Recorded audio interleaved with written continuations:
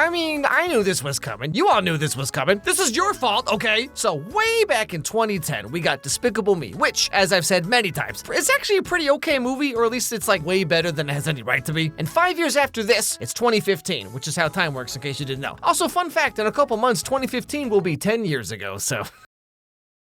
What's going on? 2015, Illumination took a long look at Despicable Me 1 and 2, and they had a big meeting with Johnny Illumination himself, and they said, okay, so how do we capitalize on this franchise? What's the thing about our movies that people love the most? Perhaps the surprisingly human story of family and friendship? Okay, what if we took the worst parts of both those movies and made it the whole thing? And thus the Minions movie was born. Every soccer mom and 6-year-old child with brain damage would have their lives changed forever. The world was not ready for an entire movie about Minions, okay? I was not ready. I've already watched it and I'm still not ready. But all the same, continuing my journey through the entire Despicable Me franchise, for some reason, let's check out Minions. But before that, really quick, this video is brought to you by Surfshark VPN. Surfshark VPN is an app and browser extension that lets you change your IP address to be pretty much anywhere in the world you want. Now what this means for you is it protects you from websites and other users trying to snoop on what you're doing and from where. Maybe your country has some like weird strict content censoring laws, or you just don't want people to potentially hack your accounts. Well, Surfshark VPN can help you with all of that, but it also has a lot of very practical day-to-day uses, like allowing you to watch the Netflix libraries from almost any country. Fun fact, Slovakia has by far the highest number of movies and TV shows you can watch, with over 7,400 titles compared to 5,800 in the US. And all you gotta do is just install Surfshark VPN and tell it to put your IP address in Slovakia, and there you go. You have access to an extra 1,600 titles. Or Japan and Taiwan have the biggest anime libraries on Netflix, so using Surfshark VPN, you can have access to all of that. Or in the reverse, if you're traveling away from your country, you want to stay up to date on a certain show you're watching or whatever, you can use Surfshark VPN to put your IP address in your home country, and then wham bam bibbidi-bow, there you go. It's quick and easy to sign up and install, and only costs $2.49 per month with a 2-year subscription. And so it barely costs you anything, really, and gives you access to all of this. And get this, you can use a single subscription on an unlimited number of devices. So let's say you and 4 other family members, y'all want to pitch in on one subscription. That means you get all of this for 50 cents a month. So click my link down below. You're gonna get 4 extra months added to your subscription. So click my link and sign up today. Okay, back to the show. The movie starts out with the origin story of the Minions themselves.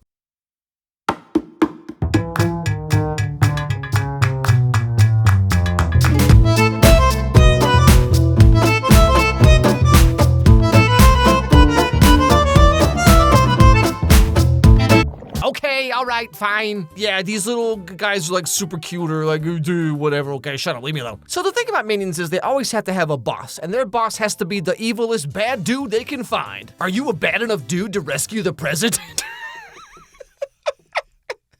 So stupid. So the Minions' bosses thus far have been like a giant fish or a T-Rex or like, you know, that kind of thing. They're all different, but they all share the same goals. To serve the most despicable master they could find. Boss! Well, that's not to say that they didn't have other passions.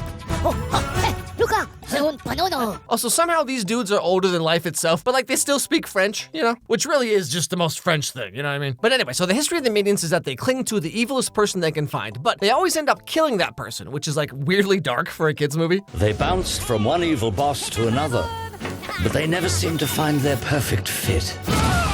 One particular employer took their failure very, very badly. But then, right around the turn of the century into the 1900s, they just kind of decide to hibernate for a long time, just skipping right past the 1930s and 40s. You know, because otherwise this would have been a very different movie. However, after hibernating for a long time, one minion named Kevin, voiced by Sandra Bullock, I assume, because he's the main character and she has top billing and you can't convince me otherwise. Anyway, he decides he's had enough snowball fights and musical numbers based on public domain musical properties, and he comes up with a plan to do things about stuff.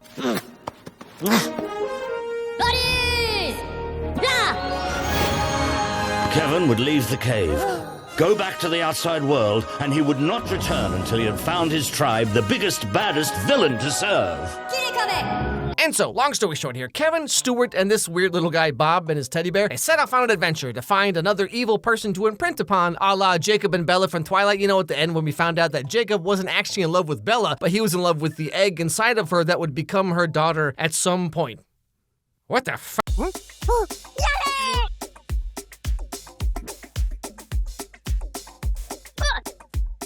La pâté maquée?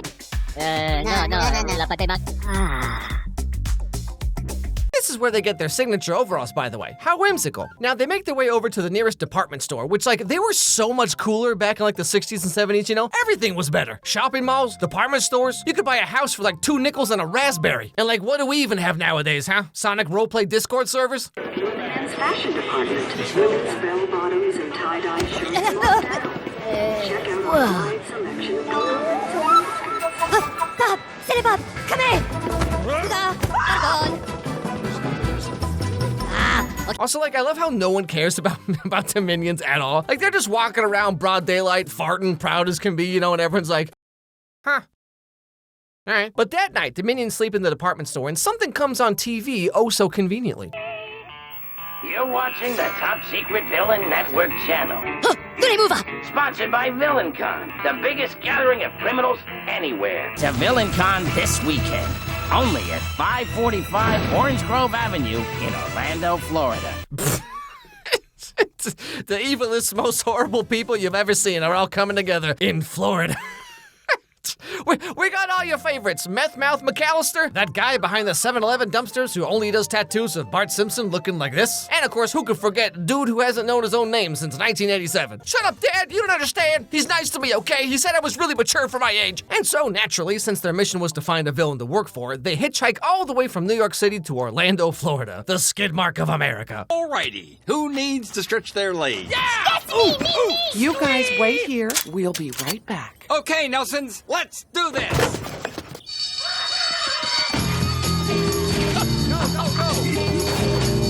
Oh yeah, also the family that picks them up just like robs a bank real quick on the way out of town, as you do. Anyway, so they finally get to Orlando and they enter the super secret villain convention full of the baddest bad dudes. The world's first time machine. Hello. Move that over there. As you can see, I don't need any help. We killed the original. Wait, I'm sorry. Did we just watch this dude die? This is a movie for 6-year-olds and like he's just there, just being dead? This is like if Coco Melon had an episode where JJ puts a pillow over his grandma's face while she's sleeping. But anyway, more importantly, they get to see a certain someone named Scarlet Overkill. Wow, thank you. Thank you so much.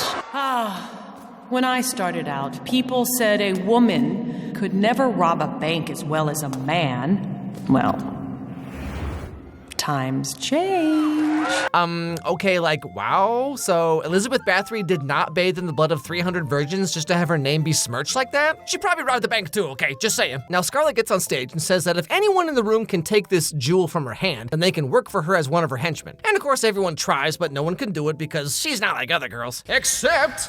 All these villains, and yet I still have the bear. Stuffed bear. Why am I holding a bear? Who has the ruby?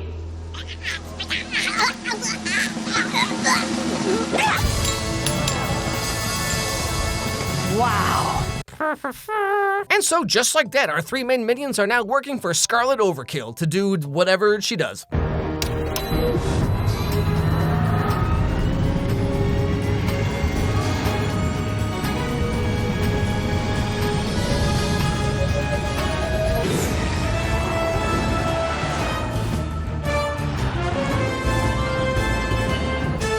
Hey, you know, fun fact, Kelsey and I just went to London ourselves recently, and I gotta come clean here, okay? I was talking a lot of smack about British food back in my Wonka video, but like, real talk, I was so wrong. I don't know where all these jokes come from, but like, can you believe people would just go on the internet and lie like that? Especially UK snacks and candy, okay? Like it is not even close. Monster Munch, triple S tier, okay? Jaffa Cakes? Sensations? We ain't got nothing like this over here in the US. All we have is Hershey's chocolate now with more vomit flavor.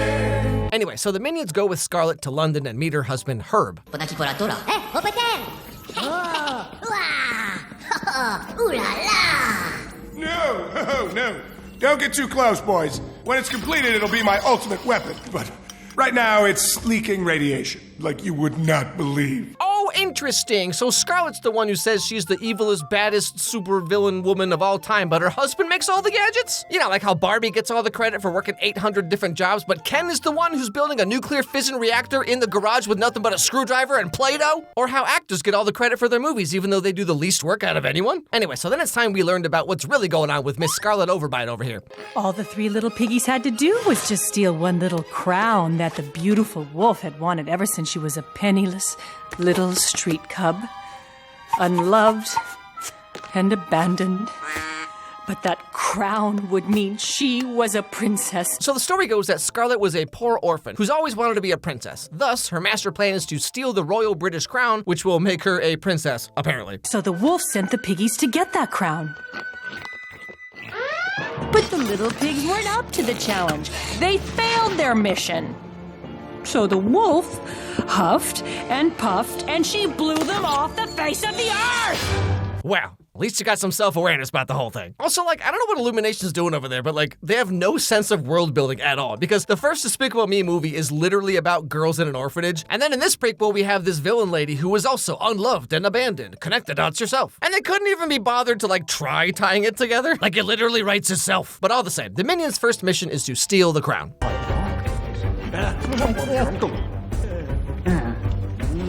C'est pas là-bas. OK.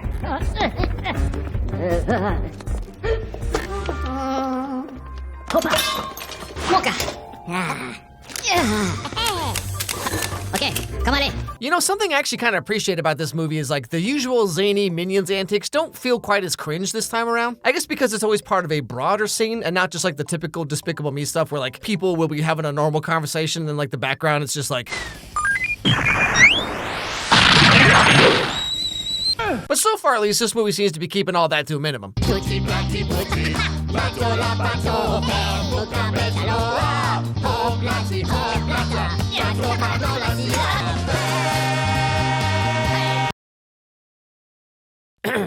I may have spoken too soon. Dude, every 6-year-old's losing their gosh darn minds right now, okay? I mean, 3 fat guys dancing in their underwear? I can only dream of writing a joke this funny. Anyway, so they steal the crown, but in so doing, Bob ends up pulling out the sword in the stone out of the stone that has the sword in the stone in the stone. So naturally, obviously, Bob's the new king of England now.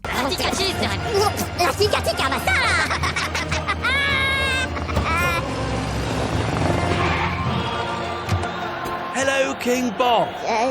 Welcome to Buckingham Palace. No. No, seriously, that's literally actually what happens. What the heck is this movie, man? Comment les bonhommes les lassis? Méditez. Loco la bâti, Bob la kingo. Là-bas la machina puquete. Pero no! La bibimbap no le barada. And so, long story short, what ends up happening is Bob bequeaths the throne to Scarlet, who has now finally achieved her dream of having someone else achieve her dream of her becoming royalty. You know, like when famous YouTubers get all the credit, even though their editors do 90% of the work. Also, why does this assistant guy look like Larry the Cucumber? Who even is this guy? Anyway, so after all of this, Scarlet throws the minion dudes in the local torture chamber because they've served their purpose already, right? But then they just hang out with Scarlet's husband Herb and take torture selfies. How is this a real movie? But then they escape and then proceed to be chased by a bee, therefore causing this to happen. Mercy. Oh, no. Juju, Scarlet Overkill. Kevin!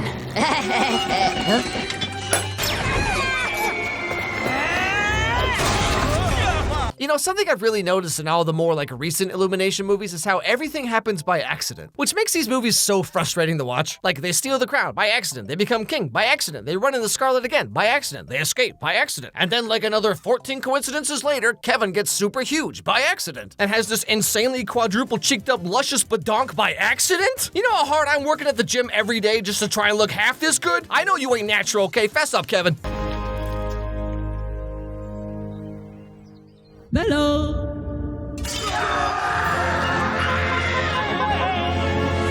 Huh?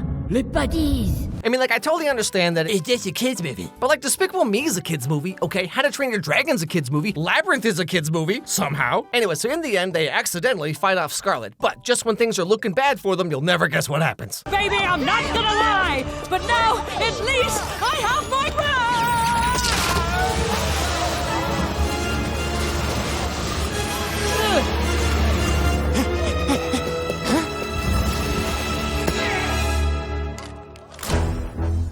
G, a little tiny Gru? Look at this little guy. You know he's hitting that Pantene Pro V so hard. You have no idea who you are messing with. I am the greatest supervillain of all time! Oh, were you?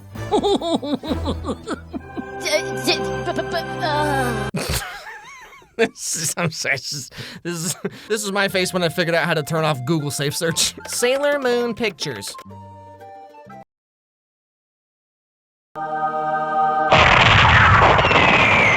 And so, just like that, Gru takes the crown and flies off in his 1960s technology rocket bike, which is somehow no different than his 2012 technology rocket bike. Hey, what do I know? I just make cartoons. And that is how the Minions found their new boss. He was cunning, he was evil, he was perfect. He was despicable. Oh, I get it. And then all the minions follow Gru because he's the evilest evil guy they ever saw. The end. So, what was your favorite part of the movie? That was mine too. You know, normally at the end of these videos, I try to like summarize my thoughts on the cerebral and artistic merit of the movie we just watched, but like, it's freaking Minions, okay? Like, what do you want from me here? I have no thoughts or feelings about this movie whatsoever, and it made $1 trillion and makes no sense at all, so follow your dreams, kids. But all the same, that leaves me with one movie left, Minions: The Rise of Gru. So, see you then.